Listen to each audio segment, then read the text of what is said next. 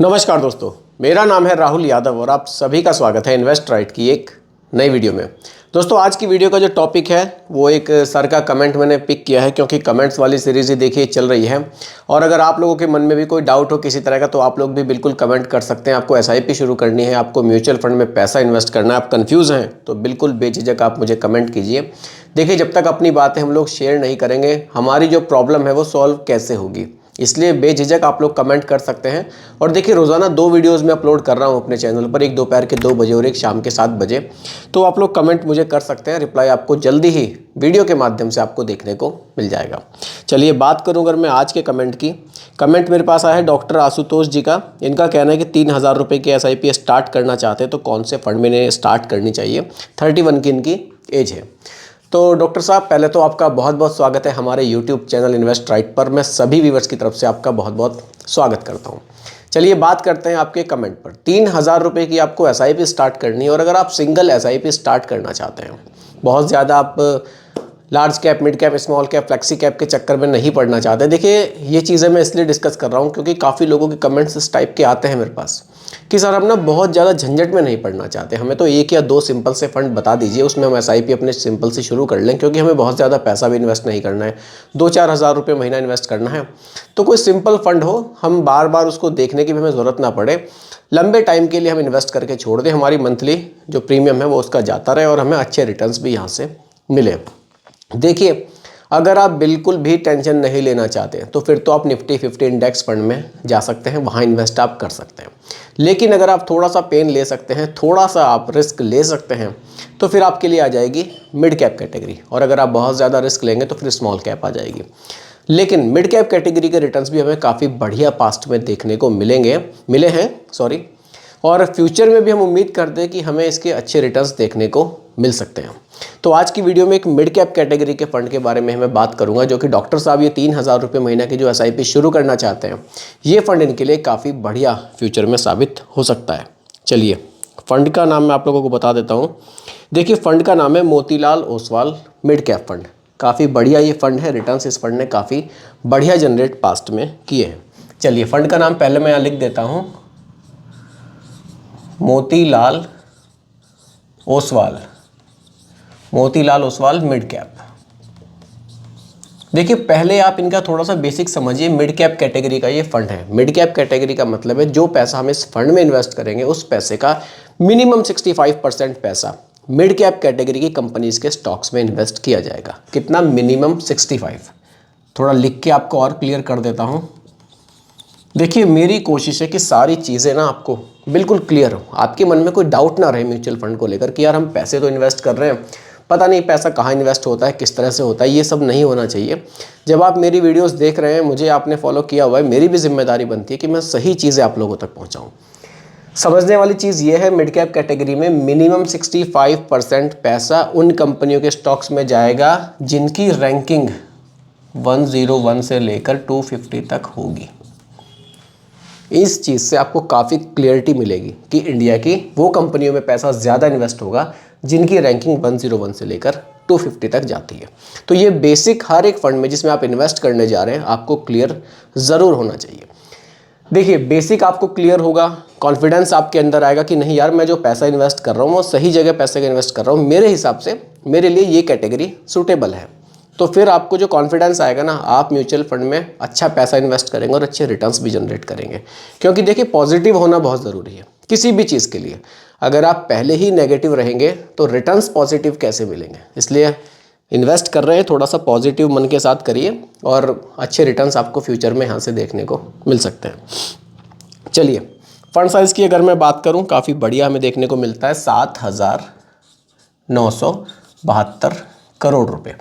इतना पैसा लोगों ने इस फंड में इन्वेस्ट किया हुआ है। एक्सपेंस रेशियो की मैं बात करूं, 0.64% का एक्सपेंस रेशियो देखने को मिलता है। डायरेक्ट प्लान्स की बात मैं यहां कर रहा हूं।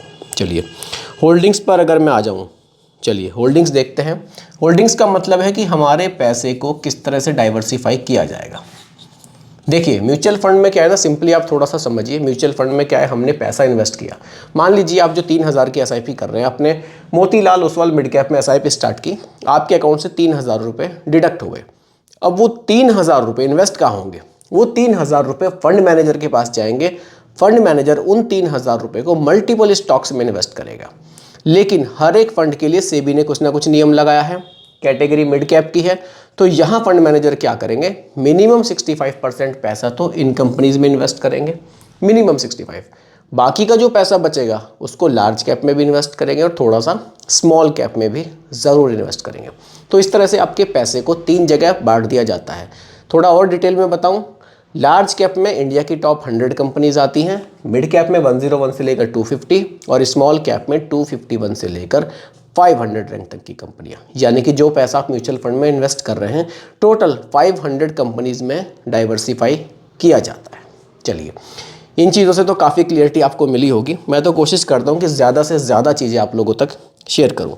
चलिए, होल्डिंग्स की बात करता हूँ। सबसे पहले मिड कैप, कितना पैसा मिड कैप में जा रहा है और कितना पैसा लार्ज कैप में जा रहा है और कितना पैसा स्मॉल कैप में जा रहा है।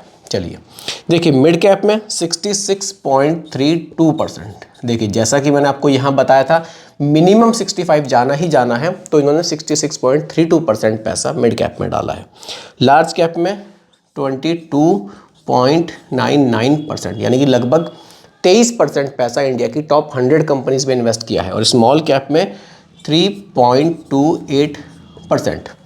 अब देखिए, इन्होंने थोड़ा सा जोखिम को फंड मैनेजर ने कम करने के लिए स्मॉल कैप का एलोकेशन कम रखा है और लार्ज कैप का एलोकेशन काफ़ी ज़्यादा रखा है, ताकि जो हमारा रिस्क है वो यहाँ थोड़ा सा कम किया जा सके।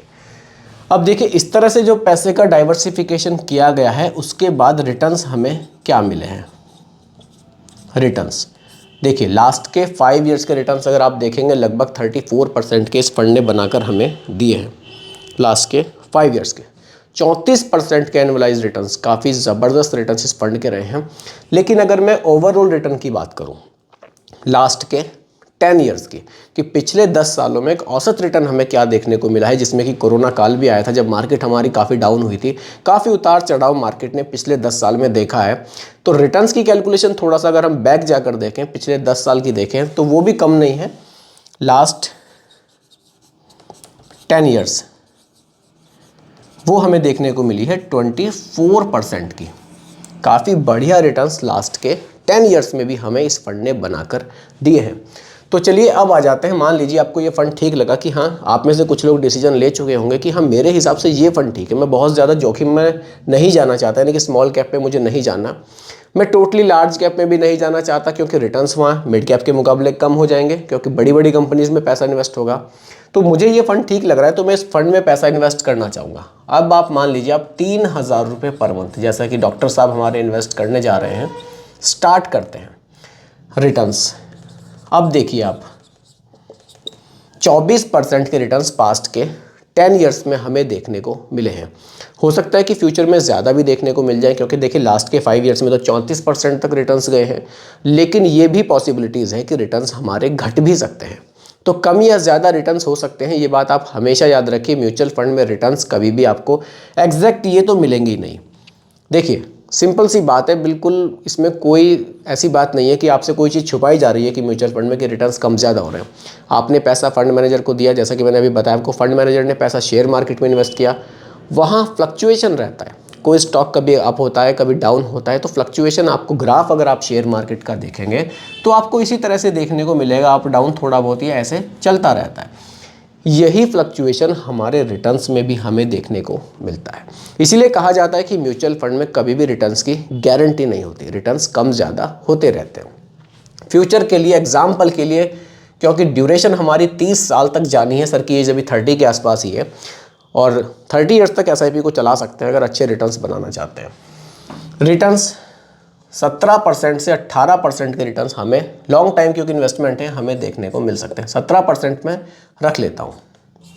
ड्यूरेशन देखिए, ड्यूरेशन 30 ईयर्स, क्योंकि 30 के आसपास की सर की एज है।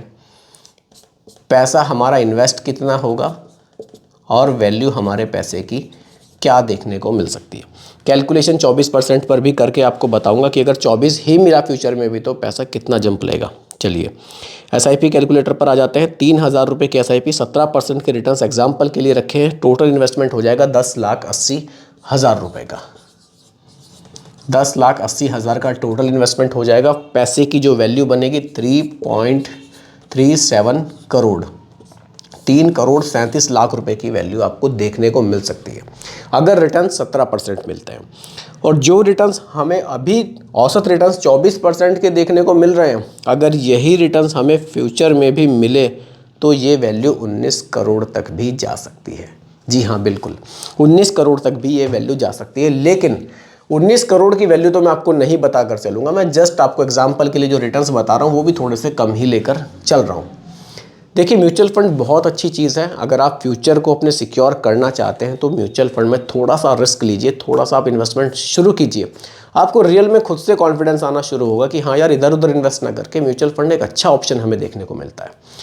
क्योंकि देखिए, काफ़ी सारे सेक्टर्स में ये पैसा इन्वेस्ट करता है। अगर आप अकेले कितने सेक्टर्स में पैसे को इन्वेस्ट करेंगे, उससे तो अच्छा ऑप्शन है कि आप म्यूचुअल फंड में पैसा इन्वेस्ट कीजिए और फंड मैनेजर सभी सेक्टर्स में आपके पैसे को इन्वेस्ट कर देंगे। इसलिए म्यूचुअल फंड एक अच्छा ऑप्शन मेरे हिसाब से, मुझे लगता है कि ये इन्वेस्टमेंट के लिए है। बाकी दोस्तों, उम्मीद करता हूँ कि टॉपिक आपको पूरी तरह से क्लियर हुआ होगा। फिर भी कोई अगर कन्फ्यूज़न हो तो आप लोग मुझे दोबारा कमेंट कर सकते हैं। और दोस्तों, ये कोई रिकमेंडेशन नहीं है, एजुकेशनल पर्पस वीडियो आप लोगों के लिए बनाया गया है। वीडियो कैसी लगी कमेंट में ज़रूर बताइएगा, पसंद आई हो तो लाइक शेयर भी कीजिएगा। और मेरे चैनल पर अगर आप नए हैं, इसको भी सब्सक्राइब आप ज़रूर कीजिएगा। बहुत बहुत धन्यवाद।